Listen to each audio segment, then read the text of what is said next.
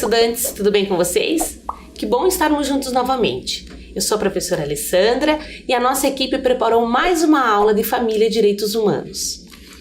Hoje eu vou começar a nossa aula lendo uma história deste livro, 50 Brasileiras Incríveis, para conhecer antes de crescer, Débora Tomé. A história que eu vou ler é da Laudelina de Campos Melo. Ela nasceu em 1904 e faleceu em 1991. Nina tinha apenas 7 anos quando perdeu o pai. Ele sofreu um acidente quando cortava uma árvore bem longe de casa. Ali, a menina recebeu uma notícia. Teria que largar os estudos para cuidar dos 5 irmãos e de 2 sobrinhos, enquanto a mãe ia fazer dinheiro trabalhando em um hotel. Nessa época, morava em Poços de Caldas, Minas Gerais. A vida era bem dura. Não fazia tanto tempo que a escravidão havia terminado. Então, muitos patrões achavam que ainda podiam tratar seus funcionários como escravos, inclusive com castigos físicos. Laudelina não aceitava aquela violência. Fazia questão de enfrentar o que fosse para proteger a mãe. Tinha garra para qualquer batalha. Se estava na igreja e chegava uma pessoa branca, tinha que sair de seu banco e ir sentar lá no fundo. Ela logo pensava: isso não está certo, não é justo. Acabou dedicando sua vida a defender os direitos dos negros e das mulheres. Com 20 anos, foi trabalhar numa casa de família em Santos, litoral de São Paulo. Lá começou a participar de um movimento com a Frente Negra. Ajudava a organizar eventos de artes e debates. Em 1936, fundou a Associação de Empregadas Domésticas de Santos. Anos depois, foi morar em Campinas. Começou a procurar emprego e tomou um susto ao abrir o jornal.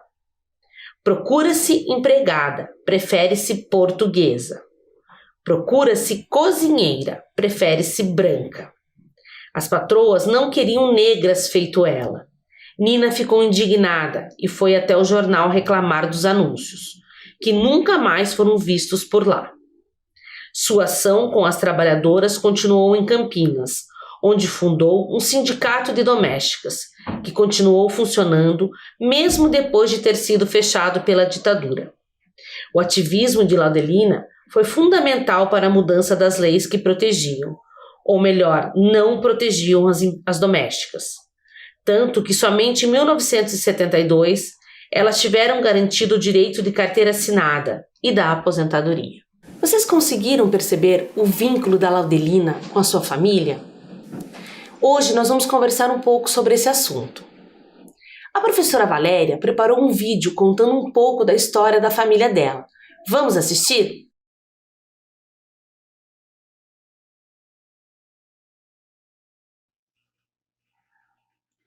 Essa é a família Silva. Olha quanta gente. É uma família muito grande, bem numerosa. Reunir todas essas pessoas para uma foto é um desafio e tanto. Essa história começa há muito tempo atrás e eu vou contar para vocês.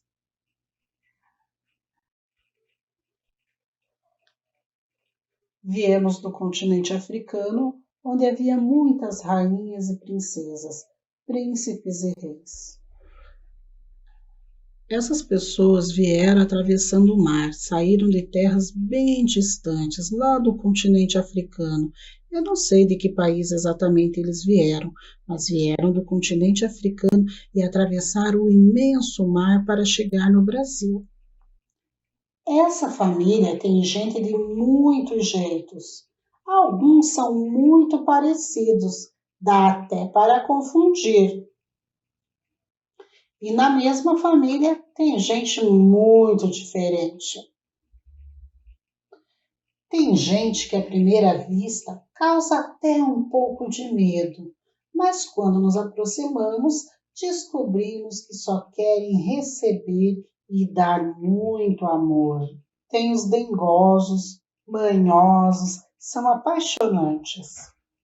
Entre as pessoas que eu quero bem, tem aquelas de riso frouxo, alegres e divertidas. Vovô casou lá na Bahia. Teve um filho, 2 filhos, 3 filhos, 4 filhos. Vovô teve filhos e filhas, muitos. E a vovó casou-se lá em Minas Gerais. Teve um filho, uma filha, outro filho, outro filho, outra filha. Vovó teve muitos filhos e filhas. As coisas não estavam boas para eles, não. Mas o tempo, o Senhor de tudo, que se encarrega de colocar todas as coisas no lugar, de trazer e levar pessoas, trouxe a vovó e o vovô aqui para o estado do Paraná. O tempo não para, o Senhor dos Senhores. Vovô conheceu a vovó. Eles formaram um pedacinho da minha família. Tiveram filhos e filhas. Uma delas é a minha mãe, que teve a mim. Eu sou filha única e não quis ficar sozinha nessa história, não. Adotei muitas irmãs e irmãos, todos do coração, e recomecei essa história. Tem gente na família, entre as pessoas que quero bem, que não é filho do papai nem da mamãe. São presentes que a vida me deu. Vieram de outras famílias e eu adotei no meu coração, que é grande e cabe muitas pessoas. Afinal, família é quem nos ama e quem a gente escolhe para amar. São aqueles e aquelas com quem podemos contar. Tanto na história da Laudelina quanto na história da Valéria, vimos composições familiares. Já na Idade da Pedra, os homens pré-históricos viviam em grupos. Desta forma, se defendiam dos perigos, ajudavam uns aos outros e dividiam os alimentos. Várias famílias viviam juntas em uma caverna. Trouxemos para compartilhar com vocês alguns trechos do livro É Tudo Família, de Alexandra Maxneyer e Anki Kuhl, com ilustrações de Anki Kuhl, da editora LIPM. O livro nos diz que pessoas que convivem vivem juntas, se protegem, se ajudam. Famílias como a de Davi lembram uma colcha de retalhos, que é feita de pedaços de tecidos diferentes, pois uma família atual é composta de pessoas que vieram de sua família original e de outras famílias. Nessa outra parte do livro, a família de Davi é comparada a uma colcha de retalhos, porque é uma família composta por muitas pessoas, com laços sanguíneos ou não. O livro nos apresenta a ideia de que as famílias podem ser de maneiras iguais ou diferentes. Vamos ver? Há famílias que são bem paradas. Outras vivem na correria, porque são cheias de compromissos. Em algumas famílias, o lugar preferido da casa é a cozinha. Eles cozinham e comem juntos, pois nessas famílias todo mundo gosta de comer bem. Em outras famílias, não se cozinha muito. Sentar-se à mesa para fazer refeições não é muito importante para eles. E na sua casa, como são as pessoas que vivem com você? Vocês se consideram mais agitados ou mais calmos? Quem cozinha? Qual o lanche preferido de vocês? Vocês são todos parecidos ou são diferentes uns dos outros? Vamos ver mais um trecho do livro. A autora mostra pra gente que tem família que gosta até de usar roupa igual. Já outras são totalmente diferentes. Às vezes, é fácil reconhecer as pessoas de uma mesma família. Às vezes, não. Algumas famílias não aceitam as pessoas que são diferentes. Para elas, todos têm de ser igual e agir e se comportar do mesmo jeito. Algumas famílias são muito barulhentas, falam muito alto, tocam instrumentos, brigam, dão gargalhadas, correm pela casa e roncam. Em outras famílias, reina o silêncio, fala-se muito baixo ou não se fala nada. Bem, agora vamos assistir um vídeo que preparamos com várias imagens de famílias. Segundo o Estatuto da Criança e do Adolescente, no capítulo 3, artigo 19, é direito da criança e do adolescente ser criado e educado no seio de sua família, em um ambiente que garanta seu desenvolvimento integral.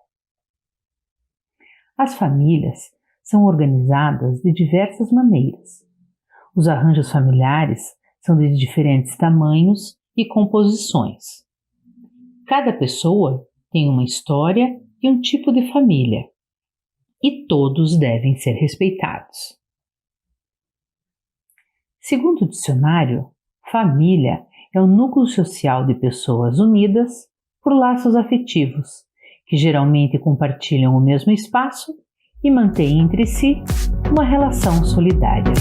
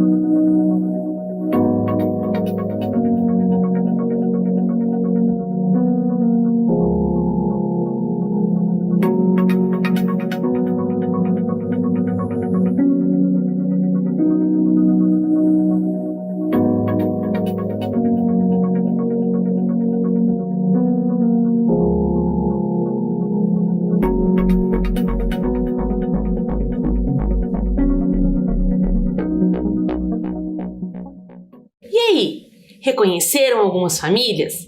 Será que todas elas eram iguais? Ou cada uma tinha uma composição diferente da outra? O jeito de ser diferente? Vejam o que diz o outro trecho deste livro. Então, famílias podem ser grandes, pequenas, felizes, tristes, ricas, pobres, espalhafatosas, silenciosas, bravas, bem-humoradas, preocupadas ou desencanadas. A maioria das famílias é tudo isso em algum momento. De que jeito está a sua hoje? Agora que nós já lemos e já conversamos sobre composições familiares, nós vamos fazer uma proposta de atividade para vocês. Um caça-palavras. Quando pensamos em pessoas que gostamos, temos uma sensação de conforto, acolhimento e proteção. Selecionamos algumas palavras e fizemos um caça-palavras. Vamos lá? Aí estão as palavras: cuidado, empatia, convivência, respeito, compreensão, incentivo, paciência, afeto e proteção. Nós vamos procurar cada uma dessas palavras aqui nesse embaralhado de letras. Vamos lá? Eu vou dar um tempinho para vocês.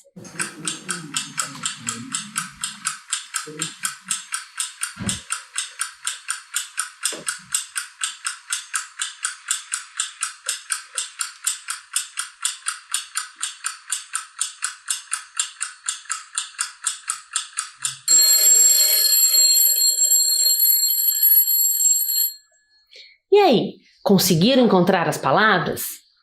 Vamos lá, nós vamos começar encontrando as palavras na horizontal. Primeira palavra: respeito. Vamos lá, próxima palavra: afeto, logo abaixo.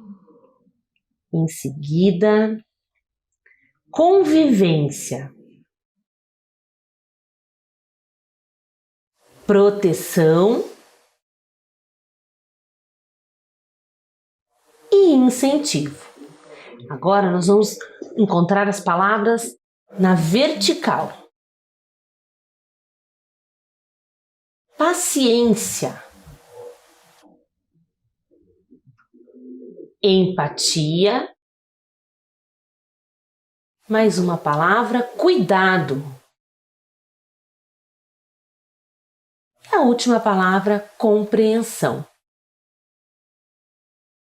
Muito bem, eu sugiro agora que vocês peguem o material que vocês têm à mão, lápis, caneta, papel, e escolham 3 palavras e formem uma frase.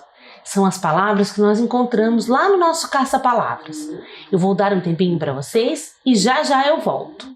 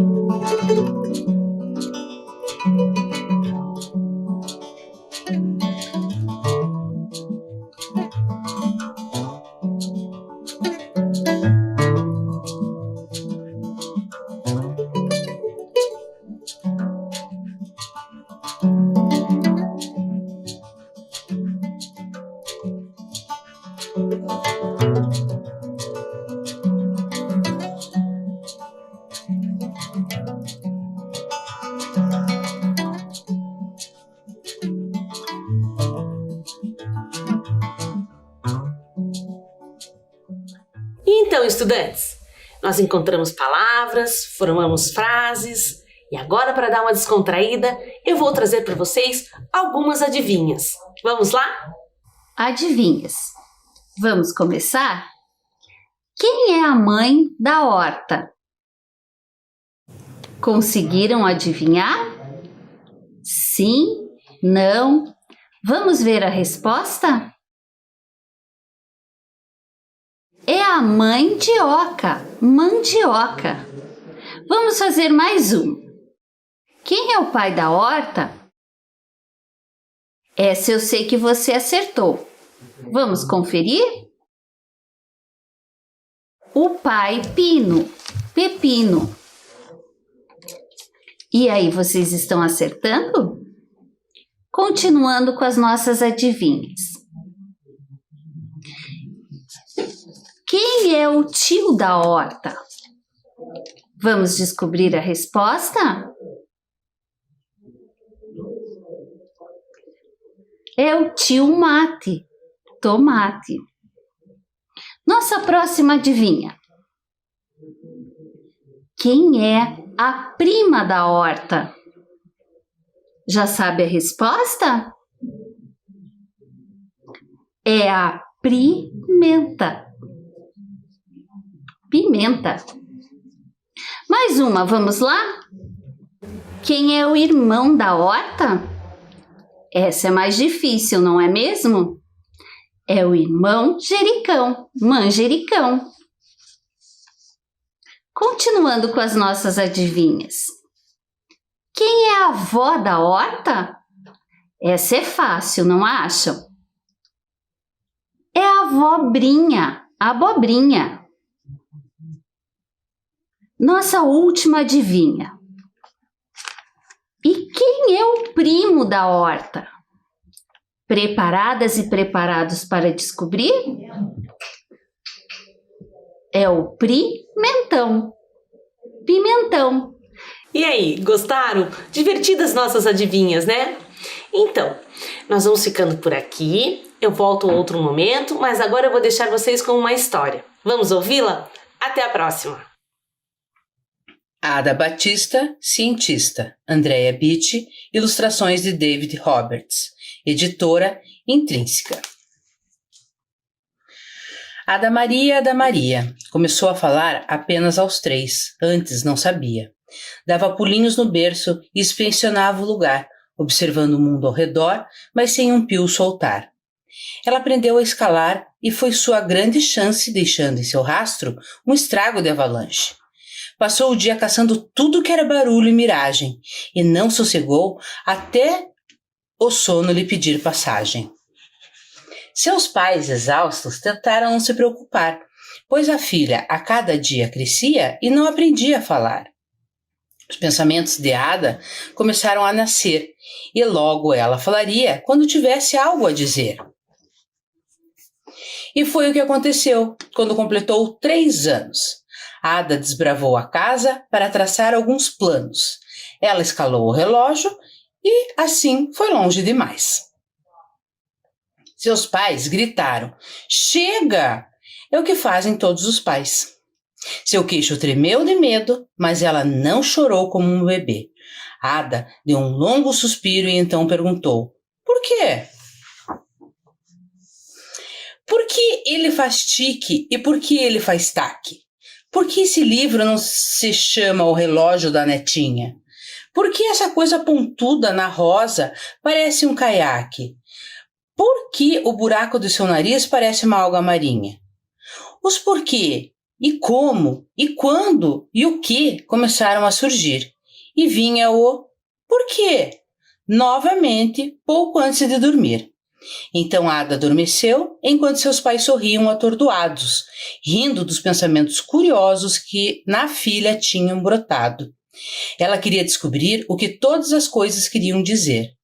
Eles lhe deram um beijinho e suspiraram: "Um dia você vai saber."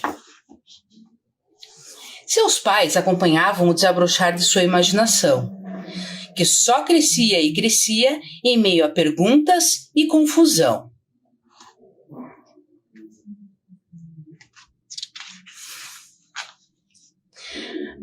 Até a professora Paula se espantou com a gritaria. Ada fez tanta bagunça que a escola virou uma folia, mas uma coisa era certa para Ada Batista: ela tinha todas as qualidades de uma grande cientista. No primeiro dia de primavera, Ada estava ocupada imitando o canto dos sabiás de que tanto gostava. Até um mau cheiro invadiu seu nariz, veio dos pés à cabeça como um chafariz. "Eita!" disse Ada e começou seu questionamento. "De onde vem esse cheiro fedorento?" Como o nariz consegue sentir cheiros? E se não há nariz, o mau cheiro volta para os bueiros? Ela misturou as perguntas e logo passou a matutar. Começou pelo começo, de onde deveria começar. Um mistério, um enigma, um desafio, uma charada. Momentos como esse lhe deixavam super animada. Ada fez as pesquisas mais incríveis sobre o olfato e os cheiros, os bons e os horríveis. Uma hipótese a Ada deu como quase verdadeira. Aquele vetor vinha do ensopado do papai na geladeira. Ela fez muitos e muitos testes e descobriu logo depois que era hora de considerar a hipótese número 2. E então, eita, o cheiro voltou igual, isso é fato. Hipótese número 2, isso é coisa do gato. Mas o gato não poderia feder tanto assim. Precisava de perfume ou de uma colônia de jasmim. Então, a jovem Ada fez um teste e seu teste fracassou. Ela recomeçou os testes, mas os pais gritaram: "Parou!" Ada Maria, venha cá. Para a cadeira do pensamento agora, para já. Chega, disse a mãe. É isso aí, disse o pai irritado. Eles estavam possessos, frustrados e esgotados. Por quê? Perguntou Ada. Sua mãe disse, assim não dá. O quê? Questionou Ada. Seu pai disse, apenas vá. Você estragou o jantar e o gato está muito fedorento. Chega de perguntas. Sente-se e reflita. Não tem cabimento. Ela olhou para os pais. Seu coração parecia se despedaçar. Pobre Ada Batista. Não sabia mais o que falar. Ela ficou sentada na sala, sozinha, parada, e mais uma vez não podia dizer nada.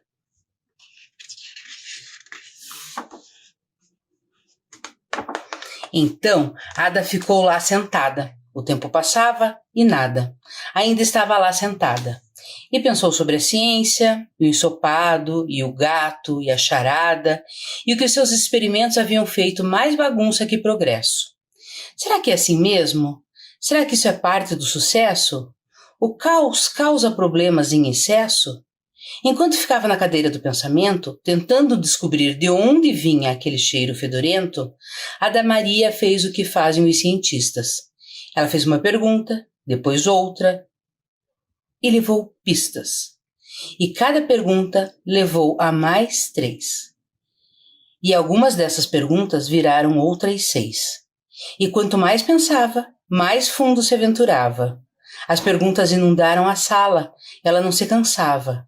Por quê? E depois? Como? E quando? E o quê? E ao final, mais uma vez perguntou, por quê? Mais calmos, seus pais voltaram para conversar. Analisaram a parede da sala e começaram a admirar. Pensamento para todo lado. Ela não parou um instante. A cadeira do pensamento tinha virado uma parede pensante. Eles olharam para a filha mais nova e suspiraram como sempre. O que fariam com uma criança de mente tão viva e efervescente? Que queria descobrir o que todas as coisas queriam dizer. Eles sorriram e cochicharam. Um dia nós vamos saber. E foi o que fizeram, pois é isso que precisa ser feito quando seu filho tem uma paixão e para ela ele leva jeito. Eles reorganizaram seu mundo e com muito tato ajudaram Ada a distinguir a ficção do fato. Ela faz muitas perguntas. É sempre uma nova conquista. E como não fazê-las? É a essência de todo jovem cientista. Mas, e aquele cheiro fedido? Talvez Ada precisasse esperar e aprender com os colegas de classe. Será que descobrirão um mistério que inunda o nariz e vai dos pés à cabeça como um chafariz? Bem, fica essa pergunta no ar. Quem sabe um dia alguém consegue desvendar. Ada Maria, Ada Maria.